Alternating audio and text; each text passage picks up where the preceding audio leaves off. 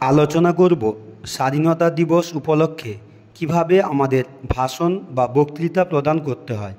অর্থাৎ স্বাধীনতা দিবসের আগেই বিভিন্ন ক্লাবে, বিদ্যালয়ে কিংবা কোনো কোচিং সেন্টারে ভাষণ দেওয়ার বা বক্তৃতা দেওয়ার জন্য প্রস্তুতি পর্ব মনে মনে শুরু হয়ে যায়। অর্থাৎ আমরা কিভাবে এই দিনটি সম্পর্কে আলোচনা করব কিংবা বক্তৃতা প্রদান করব, সেই বিষয় নিয়ে একটা আমাদের মানসিকভাবে প্রস্তুত নিতে হয়। তো সেই স্বাধীনতা দিবস উপলক্ষে কিভাবে ভাষণ দিতে হয় তার আমি একটা আলোচনা করব এবং তার প্রথমেই আমরা যে স্থানে উপস্থিত থাকব সেই জায়গায় যারা সম্মানীয় ব্যক্তি থাকেন ওনাদেরকে সম্মান জ্ঞাপনের মাধ্যম দিয়ে আমাদের শুরু করতে হয়। অর্থাৎ প্রথমে আমাদের মাননীয় সভাপতি মহাশয় এবং উপস্থিত শ্রোতৃবৃন্দকে সম্মান জ্ঞাপন করতে হয়। তারপর শুরু করতে হয় স্বাধীনতা দিবস উপলক্ষে বক্তৃতা। অর্থাৎ একটি সম্পূর্ণ বক্তৃতা কিভাবে দেওয়া হয় সেটা আজকে আমি সম্পূর্ণ ভিডিওটিতে আলোচনা করব। আজ আমাদের স্বাধীনতা দিবস ভারতবর্ষের জাতীয় জীবনে সবচাইতে গৌরবময় ও পবিত্রতম দিন।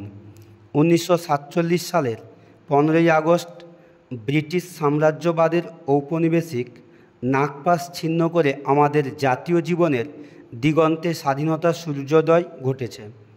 প্রায় 2 শতাব্দীকাল ভারতবর্ষ বিদেশি শক্তির হাতে শাসিত হয়েছে, শোষিত হয়েছে, লুণ্ঠিত হয়েছে। শত শত শহীদের রক্তে রাঙানো আমাদের স্বাধীনতার সূর্য। আজ এই পূর্ণ দিবসে প্রথমেই প্রণতি জানাই ভারতের সেই সব বীর সন্তান স্বাধীনতার শহীদদের, আর স্মরণ করি আমাদের জাতীয় নেতাদের যারা স্বাধীনতা আন্দোলনকে চূড়ান্ত জয়ের পথে পরিচালিত করেছিলেন। কিন্তু সর্বোপরি স্মরণ রাখব যে সমগ্র দেশবাসীর আকাঙ্ক্ষা ও আত্মত্যাগের ফলেই এই স্বাধীনতা লাভ সম্ভব হয়েছিল। স্বাধীনতার পর দীর্ঘদিন অতিবাহিত হয়েছে।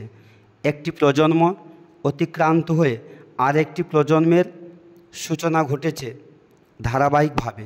কিন্তু স্বাধীনতা শব্দটির সঙ্গে যে স্বপ্ন একদা দেশবাসী দেখেছিলেন আজও তা বাস্তবে রূপায়িত করা সম্ভব হয়নি। আজও আমাদের দেশের কোটি কোটি মানুষ নিরন্ন, নিরক্ষর। যে ভারতবর্ষ মূলত কৃষিভিত্তিক দেশ, সেই দেশে কৃষকরা আজও ভাগ্যহত, অধিকার বঞ্চিত ও দরিদ্র। আজও এই দেশে বিচারের বাণী নীরবে নিভৃতে কাঁদে।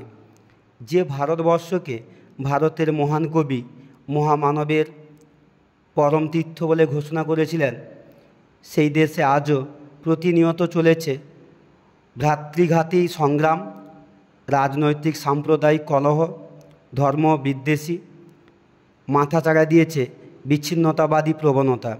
এইভাবে চলতে থাকলে ভারতবর্ষ একদিন টুকরো টুকরো হয়ে পড়বে। আমাদের আত্মত্যাগী স্বাধীনতা সংগ্রামীরা যে স্বপ্ন দেখেছিলেন তা ধুলায় লুণ্ঠিত হবে। তাই স্বাধীনতা দিবস জাতীয় সংহতি রক্ষার জন্য আমাদের শপথ নিতে হবে। নতুন ভারতবর্ষ গড়তেই হবে। জাতীয় সংহতির প্রতিষ্ঠা করে তাকে অটুট রাখতে হবে। অন্নহীনকে অন্ন প্রদান এবং নিরক্ষরকে জ্ঞানের আলো দিয়ে এই স্বাধীনতাকে সার্থক করে তুলতে হবে। ধন্যবাদ সকলকে।